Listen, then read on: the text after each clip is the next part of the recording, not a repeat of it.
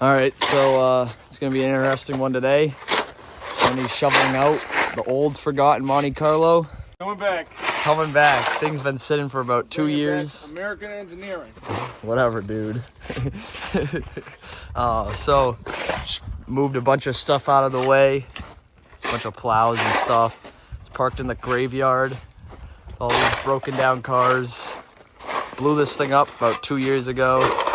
And finally gonna be putting an engine in it. What do you think? I have high hopes. He has high hopes. Not really. Fair enough. This thing was pretty sick. Supercharged. Thing was pretty quick when it ran, but apparently you can't run a stock tune on what we had done to it. So, but we installed a pussy maggot, so we'll be good. fair enough. All right, yeah. Video us getting this thing out. We already aired up the tires. As you can see, they were very flat, but let's see. And ready to tow her using the old fire truck. You gotta rip it that way. Yeah. We of course use the safest spot to tow it from. Tony's getting in to steer. Oh boy. Here we go. This thing ain't moved in 2.5 years.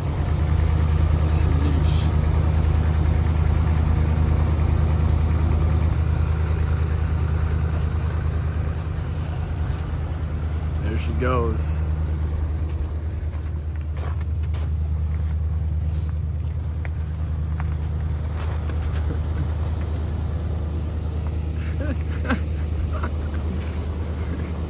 Got the sirens on and everything, and the lights. All right, finally got this piece of junk in the shop now. So some of the stuff is already removed, as you can see. Basically had the valve cover off, trying to check things out when it did blow up. Connecting rod broke on it, sent the piston flying, so got a junkyard engine for it now. And for this engine, we do have to drop the whole subframe, which kind of stinks, so we're gonna lift the whole car up, basically drop the engine out from the bottom, and put the new engine on the subframe and put it back in. So first thing, what were you gonna say? And then kill ourselves. Oh, all right, fair enough. Yes, this is not going to be a fun engine to do because it is a Chevy, and Chevys suck. But at least it's got a nice airbox, right? So we're gonna go ahead and remove the airbox and probably like the battery, little things tonight. Just probably rip this thing out. It's not even connected anyways. There's like one bolt holding it on. Pull the ignition wires off, get that stuff out of the way. Probably pull these braces off and this other motor mount, because this one's already removed, and go from there. All right, so we already went ahead, took the airbox out, the coil packs and the bracket for it, ignition wires, got the battery out as well. So it's already looking a little bit more bare. We also got the little bars that go across. Those are out as well. And now I think we're gonna go ahead and just remove this. Probably get rid of this as well, move it off to the side, and probably just probably drain the coolant, disconnect some coolant hoses, and go from there. All right, so now we got the coolant overflow tank out of the way. We removed that, got this out of the way. If you're not gonna remove that, you don't have to, just push it out of the way. Also, we just pulled the valve cover off. It was already disconnected from before. And we got this motor mount off as well. And figure I'd just show you guys the spark plug, give you guys an idea of what happened in this engine. If I can get it out. So if it focuses. Yeah, so definitely not good. What do you think? Yeah, it's pretty fucking bad. It's a souvenir. It's a souvenir for the Monte Carlo. Jesus Christ. I think the piston might have hit that. All right, we're gonna go ahead and drain the oil now, and kind of curious to see how this looks, so already got it loosened up. Let's see.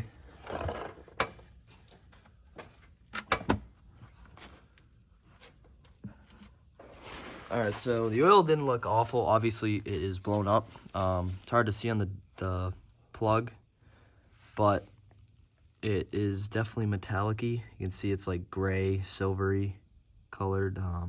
Definitely not good. All right, now we drain the oil out. I'm gonna go ahead and drain the coolant out as well. Just pull this lower radiator hose off down here.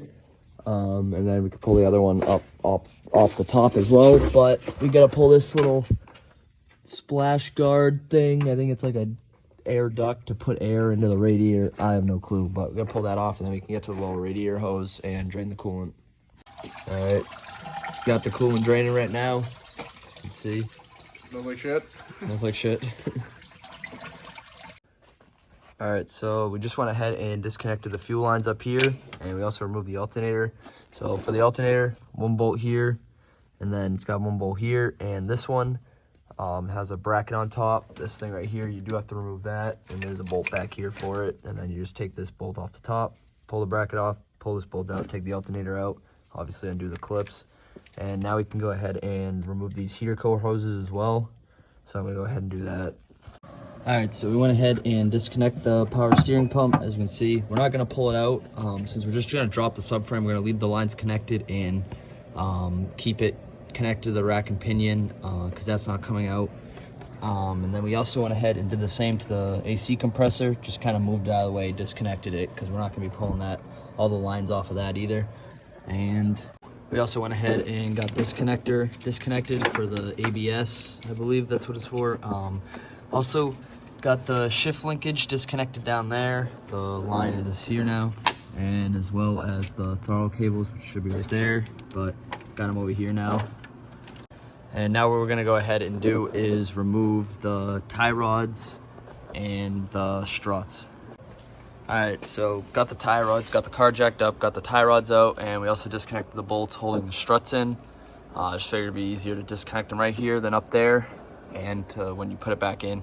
I also got to disconnect the brake caliper and kind of hang it up on this spring, and then we can go ahead and go under the car, disconnect the transmission lines, and disconnect the rack and pinion from the subframe. All right, so we got the brake calipers up and out of the way, just got them hanging off the strut, and the front end's pretty much disconnected from the actual car, just connected to the subframe. Also went ahead and got the transmission lines disconnected as well. Gonna get those out of the way, put them over here so they're not in the way of the subframe.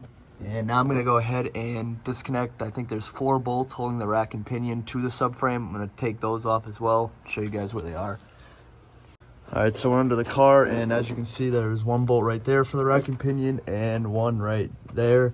And I don't think there's any other ones, but I'm gonna double check and see, but I'm gonna get those undone and see if it disconnects.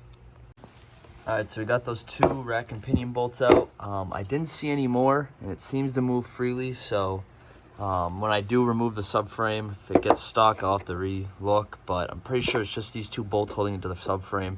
And the reason that I decided to disconnect from the subframe is so I don't have to disconnect the steering shaft from the steering wheel, all that, because that's a pain, and I'd rather just take those 2 bolts out and just leave the rack and pinion in there, and it should be a lot simpler.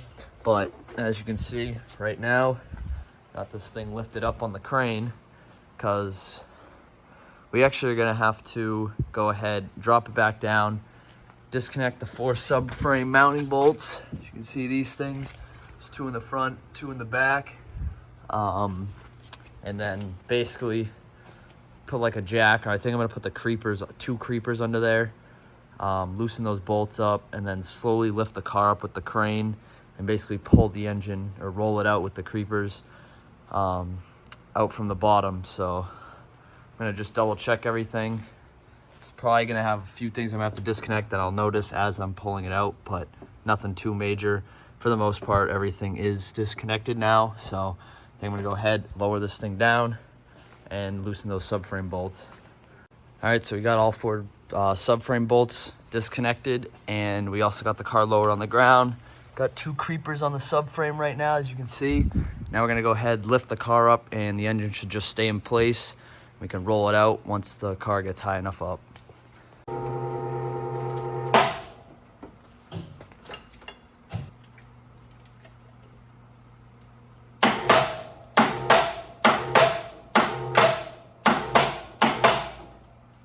All right, so we got the engine lowering, and I don't know why I thought this would work, but I didn't detach the downpipe. Obviously, I can't take it out like that because it's on top of the rack and pinion. So I do got to disconnect that as well, just so you guys know. And there was like little wires here and there, like this ground right there didn't disconnect. There was also one on that side, same spot. And other than that, pretty much everything looks like it's disconnected. Everything's going smooth. Just gonna disconnect that downpipe, which I should have done already, but kind of forgot, I guess. And also this brake booster hose, which I am just noticing now. Pull that off as well. And I'm gonna just double check that wiring over here. But I think that's pretty much it. Just that downpipe and the ground wire and that brake booster hose. All right, so as you can see, got the downpipe disconnected now, and think we should be good to pull this engine right out.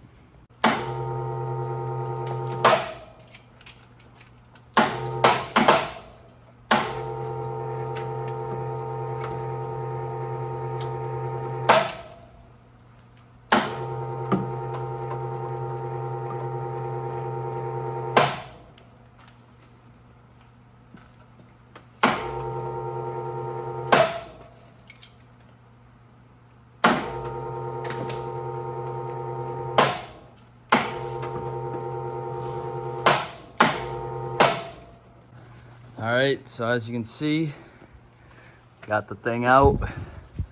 Car's all lifted up, but I think we got a bunch of transmission fluid everywhere, which kind of sucks. But the power steering or the rack and pinion, honestly, if I had to do it again, I'd probably just remove this thing because I didn't realize they have this big pointless line. I don't know what the heck the point of it is. Just re-wraps all the way around, but basically goes under the axle all the way down there, comes back around. So that was kind of annoying having to wiggle that out while I was lifting the car up. But as you can see, it's disconnected from the subframe. So yeah, I guess we're gonna try and roll this thing out now.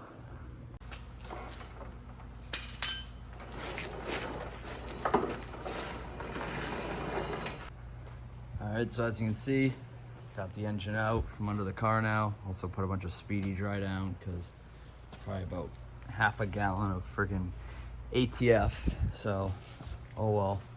But I think I'm gonna lower this down on jacks now, on jack stands, and then pick this thing up.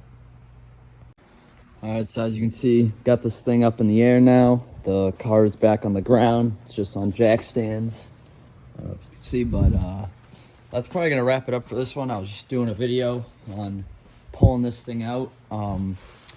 Now we do have what's going into the car is another 3.8 liter supercharged V6, whatever, with a transmission already attached to it from a junkyard. So this engine has been sitting outside for probably 2 years now, just here. I don't know how long it's been sitting at the junkyard for.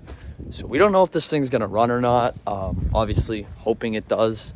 It looks good. We're gonna see. I'm gonna go show you guys it.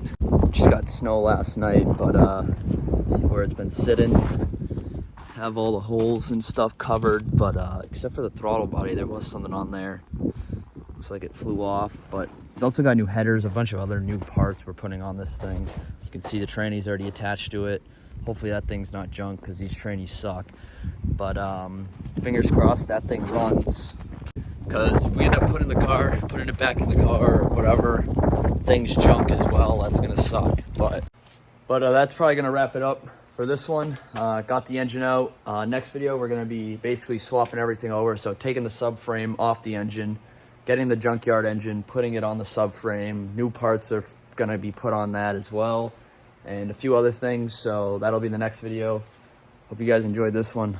Probably wasn't the most fun because no one cares about these stupid Monte Carlos anyways. Sorry, Tony. But so that's gonna wrap it up for this one. Peace.